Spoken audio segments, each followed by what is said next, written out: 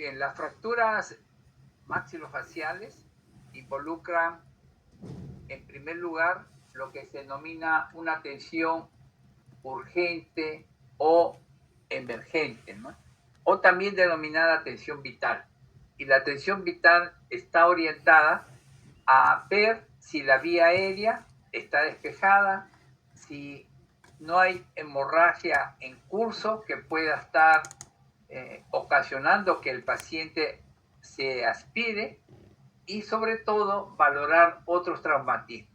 Muchas veces en los politraumatizados vamos a focalizarlo en el traumatismo más evidente. Por ejemplo, un traumatismo muy evidente es el traumatismo en la región de la cara, el traumatismo maxilofacial. No obstante, debemos asegurarnos, y es el equipo de Trauma Shock el que se asegura que no exista otros traumatismos asociados, porque nosotros hablamos de traumatismos abiertos y traumatismos cerrados. Esto quiere decir que puede haber fractura de tejidos duros, de huesos, con exposición de tejidos blandos, pero también puede haber los traumatismos cerrados, que es la fractura de los tejidos duros sin que el tejido blando esté lesionado. Por ejemplo, en los politraumatismos maxilofaciales, en los policontusos, puede haber también, por poner un ejemplo, fractura de cadera sin que los tejidos blandos estén afectados. El segundo punto que nosotros debemos tener presente en la evaluación clínica es empezar una evaluación física de manera sistemática, y esta debe completarse con imágenes de ayuda diagnóstica, con la radiología. Así como habíamos hablado que en los tumores es mandatorio la tomografía, en los traumatismos también la imagen por excelencia en la actualidad es la tomografía. En el tratamiento, primero nosotros nos enfocamos al tratamiento de los tejidos blandos, o sea, el tratamiento de las heridas. Y para ello debemos lavarlo con suero salino.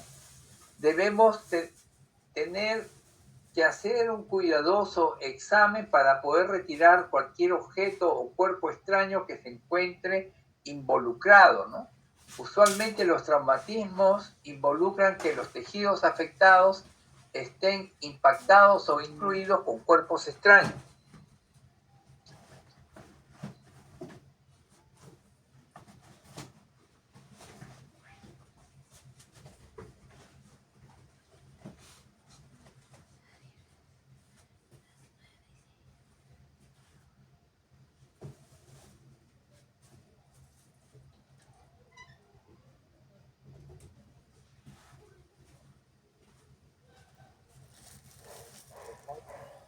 Sí.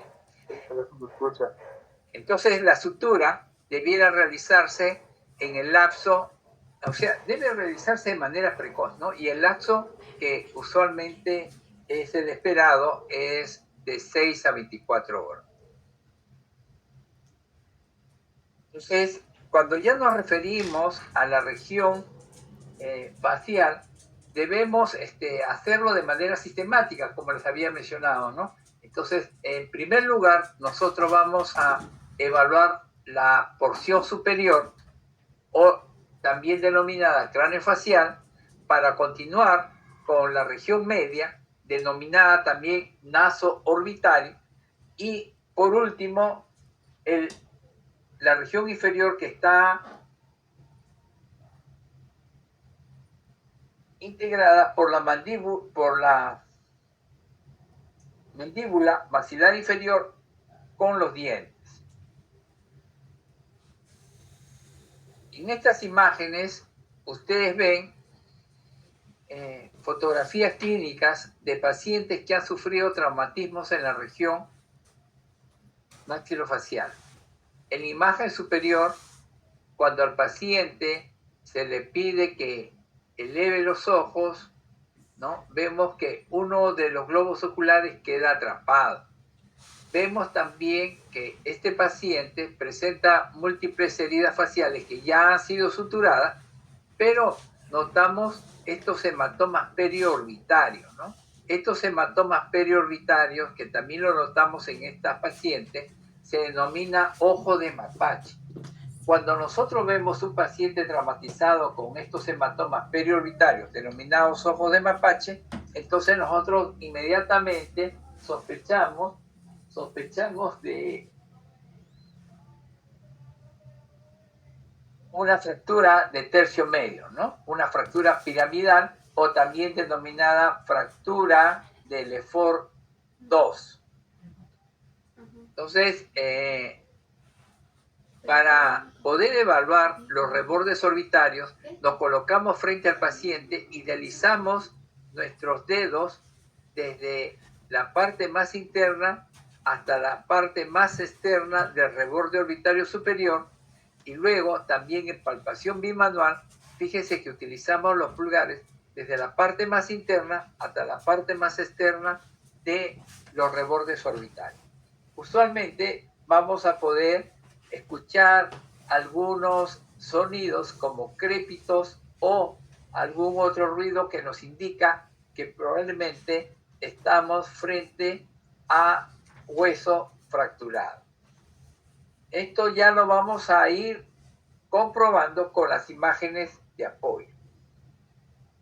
Entonces, esta imagen es para recordar, ¿no?, que las fracturas bimaxilares, tanto en la región dentro alveolar del maxilar superior, en un trazo horizontal, se denomina fractura Guerin o fractura Lefort 1. Cuando abarca los huesos nasales, inclusive el hueso lacrimal, y se llega hasta la tuberosidad, se denomina fractura Lefort 2. Y en los casos más graves, cuando casi todo el maxilar se desprende, el maxilar superior se desprende de la fosa craneal, se denomina disyunción craniofacial o Lefort 3, ¿no? En estas condiciones, usualmente se observa un paciente con la cara aplastada, ¿no? Se denomina cara de plato. Esta cara aplastada nos dice que todo el maxilar superior, ¿no?, ha ido hacia la parte posterior, ¿no?, dando una apariencia de un prognatismo. Entonces, fíjese cómo se hace la reconstrucción con osteosíntesis rígida y el paciente puede recuperar su forma y también su función. Entonces, habíamos mencionado que esta cara de plato con gran edema, ¿no?, es la característica de la disyunción craniofacial. Entonces, en el tercio medio, de manera general, vamos a empezar evaluando la órbita, después evaluamos la región nasal y luego la región auricular. Por ejemplo, en este paciente, nosotros observamos que presenta unos hematomas periorbitarios en la región más acentuada, en la región del lado derecho, ¿no? Pero observamos también un desplazamiento de los cartílagos nasales hacia el lado izquierdo. Entonces, es fácil clínicamente determinar que estamos frente a una fractura de huesos propios, huesos nasales, y hay edema y también hay una lateralización. Debemos también, con una pinza de Boltzmann, poder realizar la exploración del septum nasal, ¿no?, para ver si está desviado o fracturado. También con dos hisopos se puede ver en un traumatismo reciente en la cual se ha hecho la limpieza y la sutura de la piel, vemos la posible lesión del conducto lacrimal. También, por último, en el tercio medio lo que debemos evaluar es la región auricular, ¿no?, y observar si hay heridas hay aumento de volumen o hay edemas. En este caso, nosotros vemos un hematoma auricular. Pero no solamente debemos evaluar la parte de la hélice, ¿no?, la parte externa, sino también debemos observar la parte posterior. Y si nosotros observamos esta parte posterior con un hematoma de estas características que puede tener esa intensidad o menor intensidad, entonces nosotros debemos sospechar que es un signo de Buckley. Y el signo de Buckley nos está diciendo que hay fractura en la fosa craneal. Esto es fractura de fosa craneal media, ¿no? Entonces, esto ya se comprueba cuando se solicitan las imágenes. Entonces, en el tercio superior o maxilar, debemos nosotros decirle al paciente que pueda hacer algunos movimientos de excursión de la mandíbula y poder verificar si persiste la oclusión dentaria o ésta se ha alterado, si durante los movimientos presenta dolor en alguna pieza o hay pérdida o irregularidad en la oclusión. Una de las primeras consideraciones que debemos tener es que los traumatismos, las piezas dentarias pueden fracturarse y pueden perderse o pueden incluirse dentro del paciente, ¿no?, que las puede deglutir, o pueden también ser cuerpos extraños que pudieran estar obstruyendo total o parcialmente la vía aérea. En la fractura Lefort 1 pueden apreciarse segmentos que se mueven, ¿no? La palpación es bilateral y se hace ligera presión hacia adentro y hacia afuera. Y si nosotros notamos que esta presión hacia adentro y hacia afuera está movilizando fragmentos, estamos comprobando clínicamente de que el paciente presenta fractura. Debe también buscarse el orificio del conducto externo a nivel del segundo premolar y superior y primer molar superior. Comprobar si está indemne el conducto y sobre todo si está permeable, o sea, sigue funcionando. La palpación, como ustedes han podido estar observando, es bimanual, ¿no? Es bimanual y es por deslizamiento. Se palpa también la salida de los paquetes nerviosos del supraorbitario, el infraorbitario y el mentoniano. Entonces, nosotros en esta imagen podemos ver que hay hematomas periorbitarios de manera bilateral, desplazamiento nasal, hematoma que sigue el trayecto del surco nasogeniano. Podemos ver un hematoma en piso de boca, y que este hematoma se continúa a nivel peribucal. O sea, clínicamente nosotros debemos tener sospecha de fractura piramidal o fractura Lefort 2 con fractura de mandíbula. Un signo patognomónico de la fractura de la mandíbula inferior es un hematoma en piso de boca. Para comprobar la fractura, ya sea en este caso, si hay fractura Lefort 1 o fractura Guerin, cogemos la cabeza del paciente con una mano y con la otra mano hacemos una pinza con el dedo pulgar y el dedo índice y desplazamos ligeramente hacia atrás y hacia afuera. La movilidad de este segmento estaría comprobando la existencia de una fractura. Otra forma también de observar asimetrías, hundimientos o desplazamientos óseos es pedirle al paciente que eleve la cabeza y la dirige hacia atrás, y ahí tomamos una imagen como en esta que se llama segmento vértice para poder nosotros determinar si que hay algún tipo de fractura o aplastamiento. Por ejemplo, este es un arco cigomático de un lado y este es el arco cigomático del otro lado, donde hay un aplastamiento. Esto nos podría estar indicando que estamos frente a la posibilidad de una fractura de arco cigomático o que puede haber comprometido el malar y sería una fractura que se llama naso-órbito-malar. Naso-órbito-malar. Entonces, en el tercio inferior vamos a observar la oclusión dentaria, una alteración de la oclusión. Una alteración de la oclusión nos está diciendo que hay un desplazamiento de segmentos y probablemente una fractura, ¿no es cierto? La línea de incisivos superiores debe coincidir con la de inferior. Caso contrario, estamos frente a una fractura. También cuando examinamos el tercio inferior, debemos nosotros de examinar la orofaringe.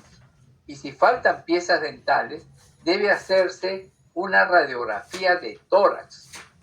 Una radiografía de tórax posterior para ver la posibilidad de excluir que las vías aéreas inferiores puedan estar con algún cuerpo extraño que le esté originando una morbilidad pulmonar.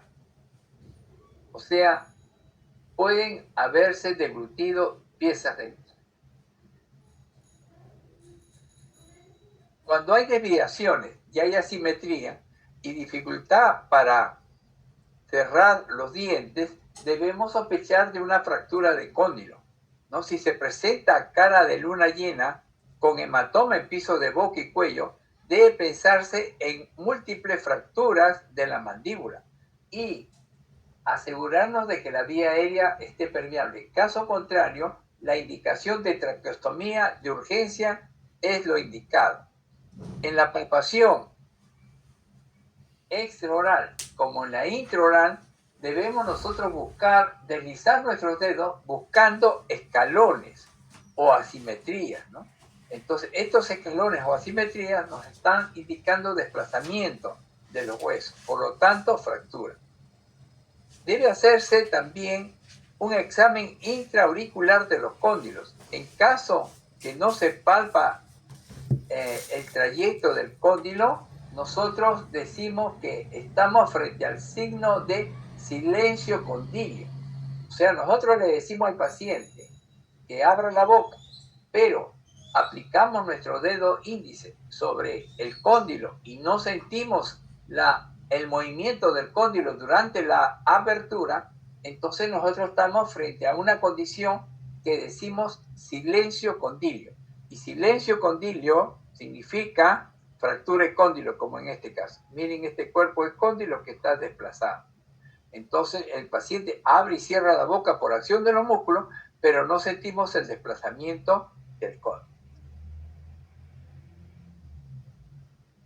En este paciente, nosotros vemos que hay un gran hematoma unilateral, ¿no?, que probablemente está asociado a una fractura que ha sido previamente evaluada y en la cual hay movilidad de segmentos óseos. Las imágenes que se solicitan van desde la imagen nasomentoplaca, que se llamaba Butters, que era para ver los senos maxilares, ¿no?, los senos maxilares, las radiografías póstero-anteriores, ¿no?, que cuando vienen con un sujetador se le llama sujetador denominado cefalostato, toma el nombre cefalométrica, la ortopantomografía, que tiene una distorsión del 20 al 25%, es una planigrafía, la póstero-anterior, que nos sirve para ver fracturas, la Towne, que nos permite ver el cuello del cóndilo, y la segmentoverte. Todas estas imágenes en la actualidad han sido reemplazadas por la tomografía axial computarizada.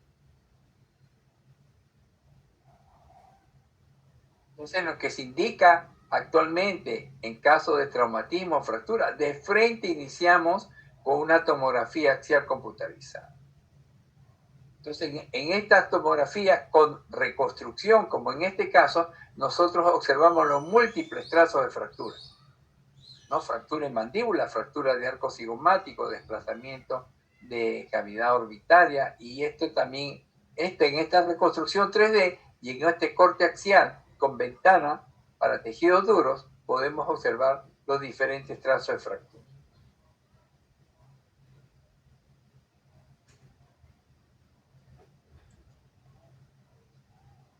Entonces, el tratamiento primario o tratamiento de urgencia es asegurarnos de mantener la vía aérea permeable, o sea, que el paciente pueda respirar. Simultáneamente, debemos controlar el sangrado.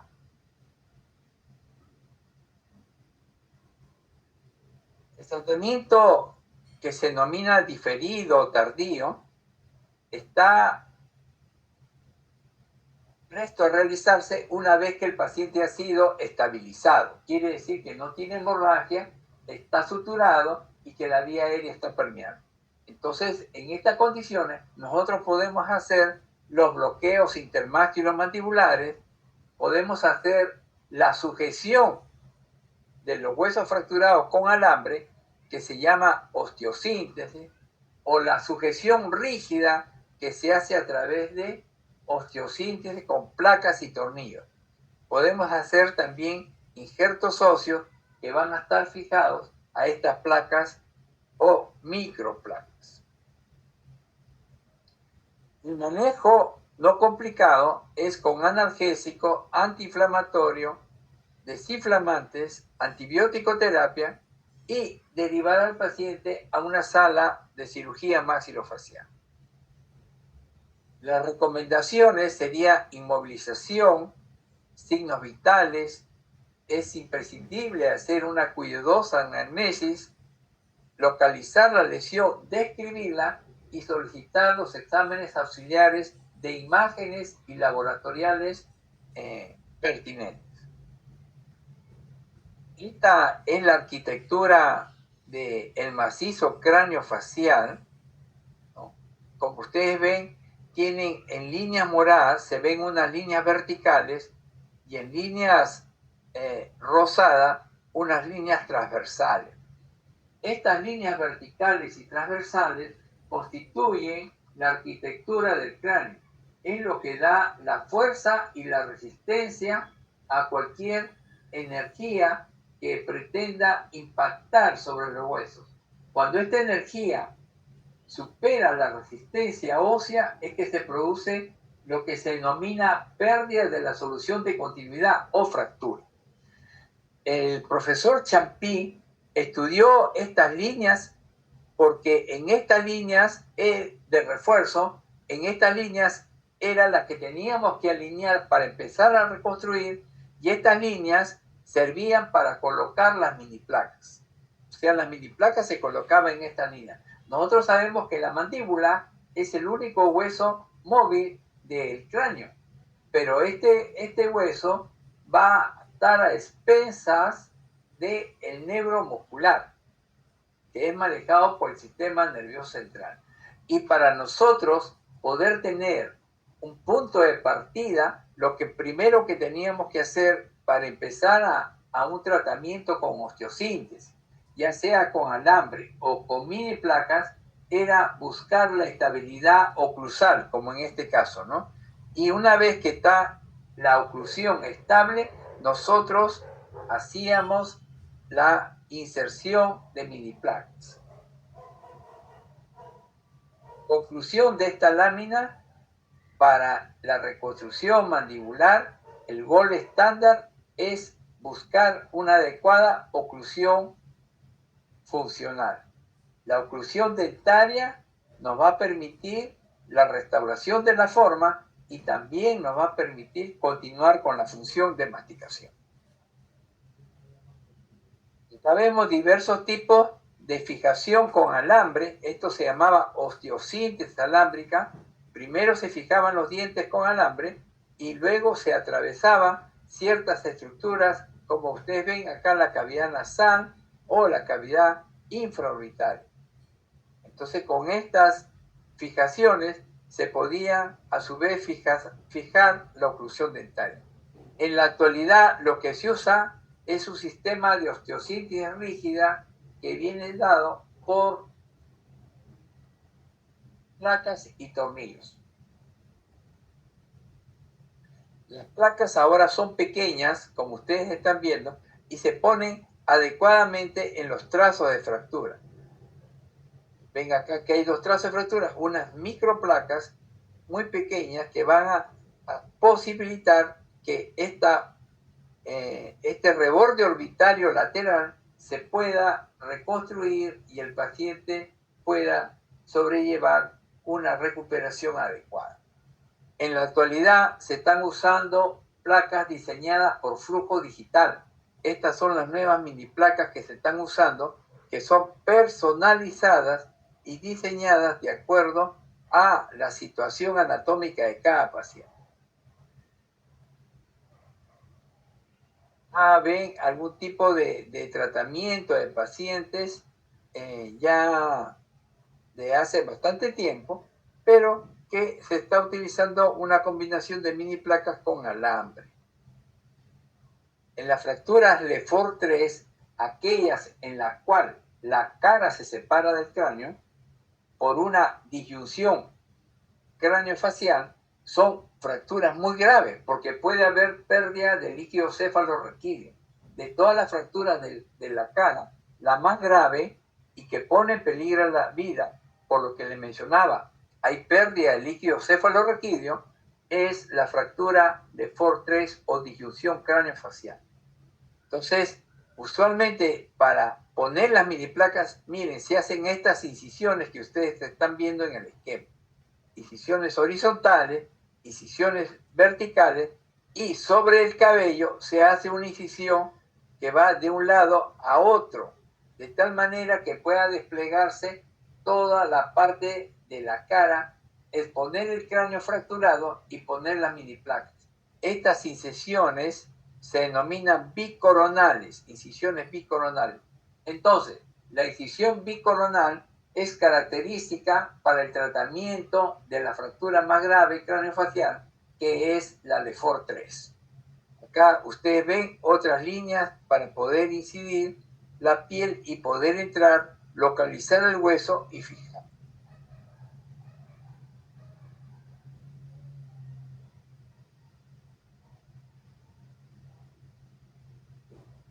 Ven acá una incisión coronal en la cual toda la parte superior se ha replegado, ¿no? Así este lado está la nariz y se puede observar los trazos de fractura. Y es allí donde se van a ir colocando las mini placas en la parte superior y acá vemos el arco cigomático, ¿no?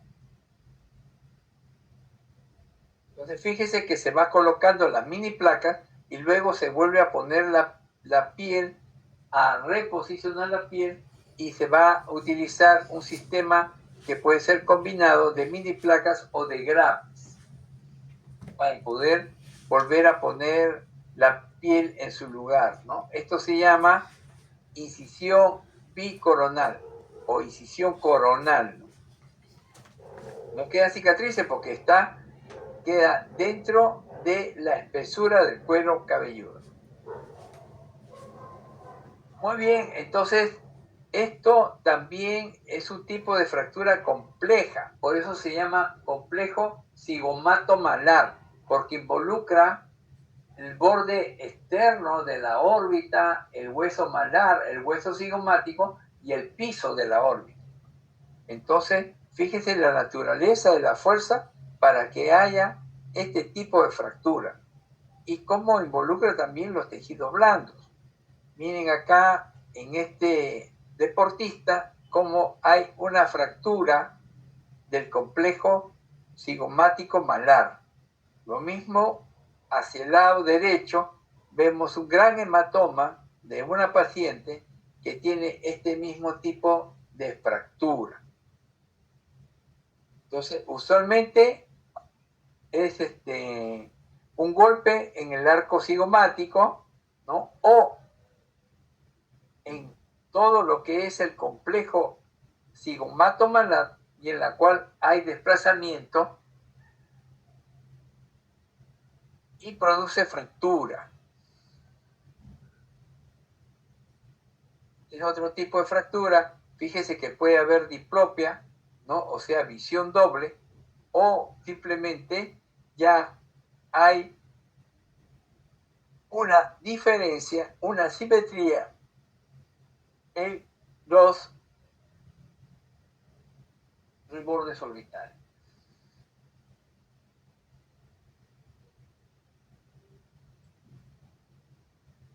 Puede haber daño también al sistema nervioso, puede haber parestesia o anestesia en la mejilla, ¿no? En la parte lateral de la nariz. Los músculos incluyen al cigomat mayor, al labio superior, al massetero y a la fascia temporal, que se inserta en el proceso frontal del cigoma.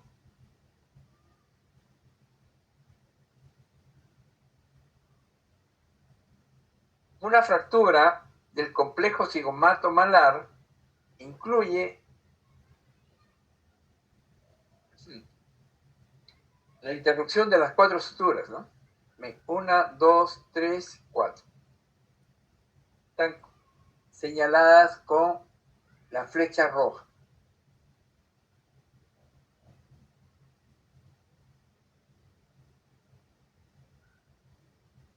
Fíjense, esta forma del arco y este aplastamiento.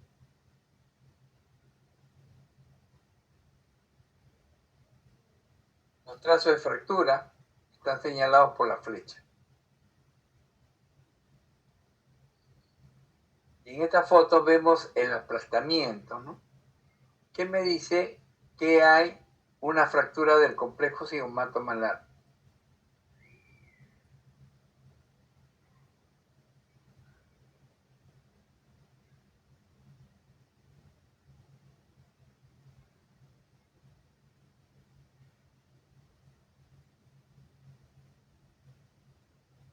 Entonces, fíjese que puede colocarse las mini placas por abordaje intraoral, como en este caso, o por abordaje extraoral, como en este caso.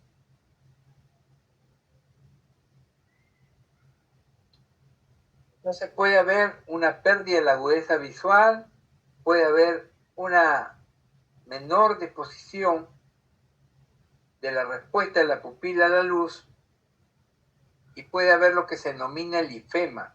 Ven este globo rojo, este globo ocular rojo, es la acumulación de sangre en la parte frontal del ojo, ¿no? Llamada de la cámara anterior, pero se conoce con el nombre de ifema.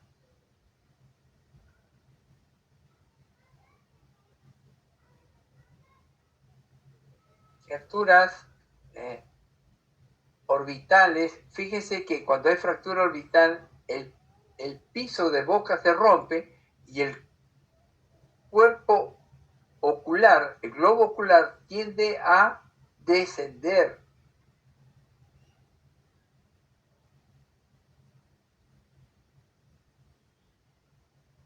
Fíjense, estas mallas sirven para reconstruir el piso de órbita. A veces se ha roto el piso de órbita y el globo ocular cae, pero al colocar estas mallas, verdaderamente hay bastante posibilidad de devolver la forma alterada y sobre todo que el ojo pueda conservar su función. Acá vemos más fracturas del complejo cigomato-malar. Fíjese este arco cigomático y miren este arco cigomático.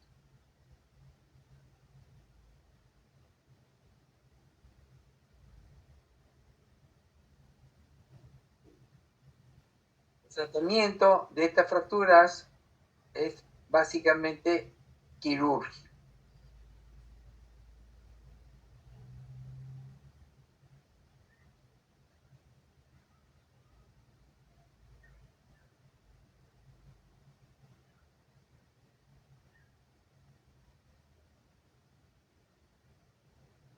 Muy bien, miren, aquí nosotros vemos que para reducir estas fracturas del arco cigomático hay varias opciones, ¿no?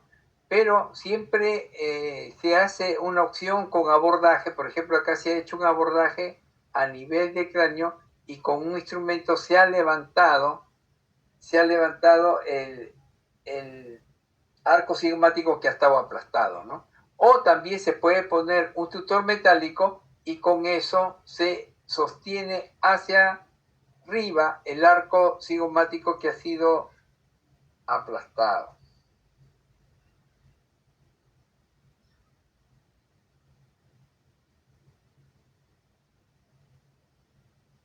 Acá nosotros vemos que uno de los huesos que también suele fracturarse son los huesos nasales porque son bastante delgados. Miren acá cómo está fracturado. Entonces se reduce esta fractura colocando los huesos en su sitio, los huesos nasales, y encima un pequeño dispositivo que permite mantener la reducción a fin de no dañarla con algún golpe, ¿no? Inesperado.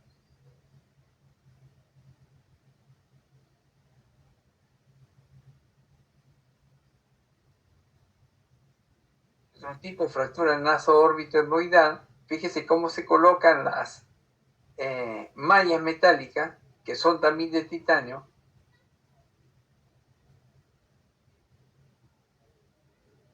¿Saben? Otra forma de poder reducir las fracturas es a través de esta doble pinza que se llama pinza de Wolman. Y es para desimpactar, para poder jalar.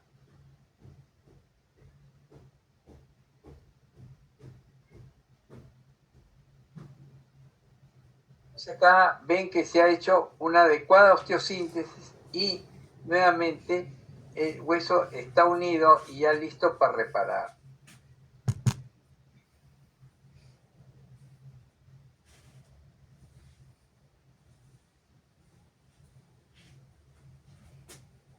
Entonces, ya saben, cuando están los ojos de mapache, lo primero que está empezando es en una Lefort 2.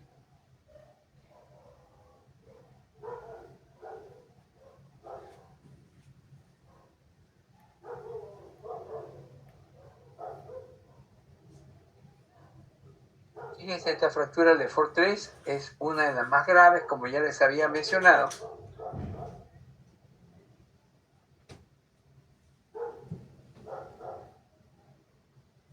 Se va planificando con un modelo estereolitográfico. En el modelo se van colocando las mini placas acorde con los trazos de fractura.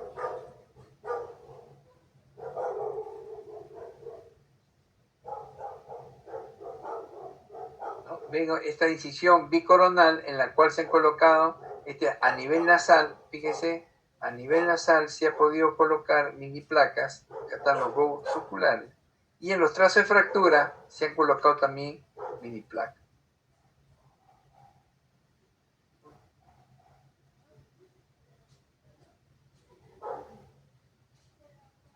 Algunas secuelas de traumatismo, una de las secuelas son que haya una malposición ósea, una pérdida de la oclusión, ¿no? Alteración de la apertura, y también puede hacer que algunas fracturas no se hayan reducido anatómicamente adecuadas, ¿no? Ya hemos dicho que se colocan las mini placas en las zonas de refuerzo. ¿Y cuáles son esas zonas de refuerzo? Son la línea oblicuo externa y el borde basal.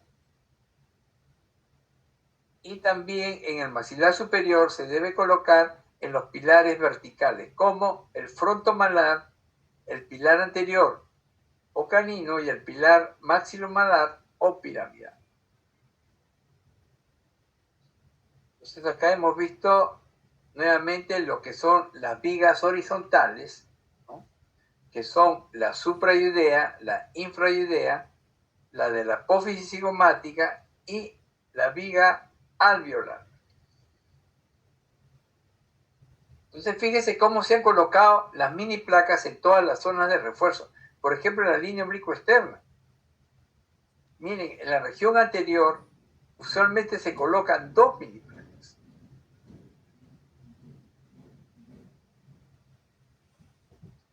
Puede haber también las denominadas fracturas combinadas, ¿no?, que están afectando el tercio superior y el tercio medio, como en este caso.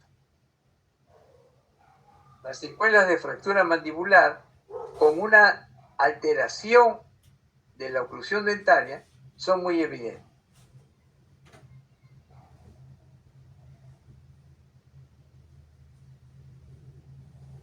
Bueno, acá nos vamos a quedar. No sé si tienen ustedes alguna pregunta.